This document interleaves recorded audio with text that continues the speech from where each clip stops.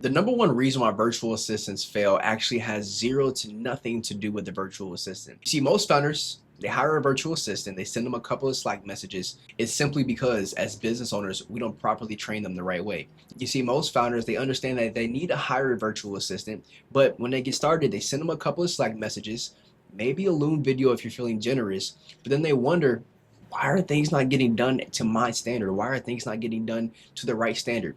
So my name is Ryan Jones. I've hired, trained, managed hundreds of virtual assistants over the last 2 years and been able to scale my company to over $1 million in the past year, strictly just using offshore operations. But I was able to figure out the single biggest unlock that wasn't finding better VAs. The single biggest unlock is actually building a training system that allowed any simple or any good virtual assistant operate at the absolute highest level, and most importantly, at the fastest level. See, in this video, I'm going to be showing you exactly how I did that step by step. So before I get into it, I've got to be honest with exactly how I was able to learn this information. So when I first hired a virtual assistant, I did exactly what everybody else did. I go out there, I try to find somebody cheap, I try to find somebody quick. I try to set up a quick little interview. I try to hit them with the, yeah, they seem like they'll be the perfect person for me. And, I'm basically just take this person, I just throw them completely just into the deep end into my business. And when I brought this person into my business, I was saying to myself, hey, look, or saying to them, hey, look, can you manage my inbox or be able to handle my scheduling, handle my onboardings or whatever I need them to do? So 2 weeks later, after hiring this person, I'm sitting there asking myself, why am I so frustrated? Things are not going exactly the way I want things to go. This cannot be the proper way of me being able to hire somebody for my own, admin online task. This can't be the proper way. There's no way in hell that the only way I'm going to be able to run this business the right way is if I'm trying to figure out how to redo all the tasks that I hired this person to do. This is when eventually I was able to realize that I never showed them my standard. I never documented my process. I never shown my process. I just assumed that whenever I hired this person, they're just going to have it completely figured out for me. And that honestly, real quickly within the first month, I understood that that's not the answer. It was really understood that this is a training problem. This is more of a me problem more than it is anybody else. So once I fixed that, everything changed. So that's here what I'm going to walk with you today. I'm going to walk you through a quick little 5-step training or a tutorial about how a virtual assistant needs to be brought into your business. But the most important thing that we need to do is bring that virtual assistant into our business the right way. So if you do these 5 things in order, you have an operator who executes at a very high level, and most importantly, without you having to babysit them too. So step number 1, before you train them, you must document everything that you actually do. This is where 90% of the founders skip ahead and pay for it much later. And I can say that I was one of those people. So before you train someone, you need to show them the exact expectations and the exact standards of how you do certain things. Now I want you to record yourself on Loom. Don't overthink it. Just narrate as you go. Or go ahead, open up your Gmail. I want you to sort it as unread, read. I want you to put down a marked flag here. I want you to put down vendor here, sort it right here. Whatever you need to do, just talk over your screen to allow you to be able to get your time back. So now you don't have to, 1, waste time trying to get into a meeting to show how you like certain things done. But 2, if your virtual assistants or your employees don't have the time to just knock on your door and figure out, hey, how exactly did you want your email to be done? They have what I like to call a digital library of different things that you're able to show them of how you like to break down your expectations so that they're not going to come to you and bombard you with a lot of messages. And if they do, you can always refer to them right back to this video. So what you're doing is you're developing an SOP for your business. So this is essentially your standard operating procedure. You're not just writing just something from scratch. You're actually recording yourself doing this thing. It only takes you about 10 minutes. It's going to save you about 10 hours. But then most importantly, you're not going to have to go back and forth later of just trying to figure out how can this virtual assistant or this employee for you take care of this task at a very, very high level. Step number 2, turn that recording into a written SOP so that they can have that for them. Do not sit there and have to hand write an SOP.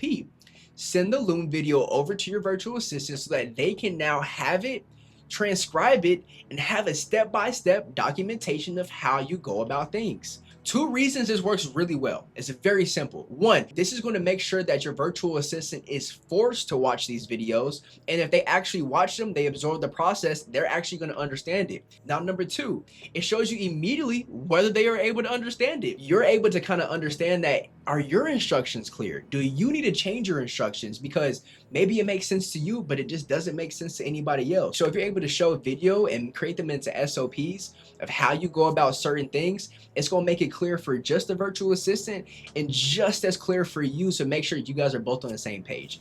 So now as these documents start to accumulate, as I mentioned before, your library just starts becoming bigger and bigger and bigger.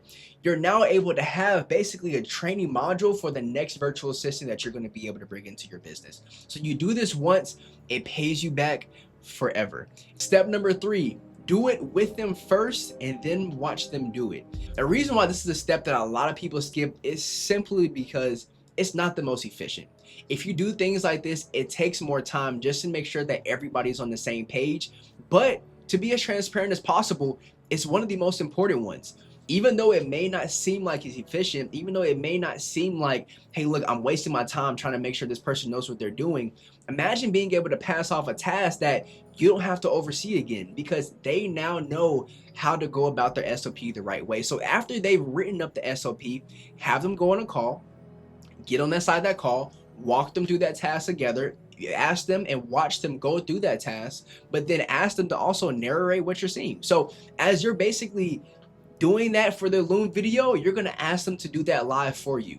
This allows you to make sure you have clarity, your directions are clear, everything that you're doing is clear to them. So once they're able to do it, ask them to narrate over it, and once they're able to speak over it, that just gives them more confidence of being able to take on that task completely and pull that task completely away from you. See, and the reason why I like to bring up this specifically is that most founders, they give a virtual assistant a task, they wander off.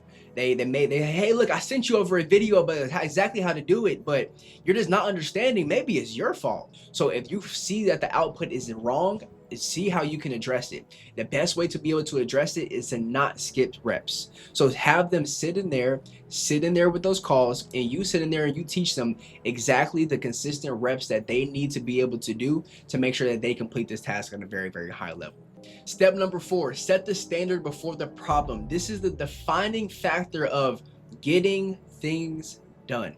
Before your virtual assistant ever executes on any task independently, you need to show them exactly what a completed task looks like. So instead of just saying like, hey, look, I need you to manage my inbox, it's more like, hey, every morning at 9 a.m. during the weekday, I get client emails. I want you to put these client emails into this specific folder. I have newsletters and promotions that go out. I want you to put them into the archive folder. And then anything from a lead generation source, I want you to put it into this folder. And then anything that's important, I need you to zap me over a Slack message for me to respond back immediately. That's the definition of saying that you want your inbox to be done at a very, very high level, but then you're also sharing the standard of how you want your inbox to be done. So whenever you have a virtual assistant, your virtual assistant needs to understand, what does winning look like to you?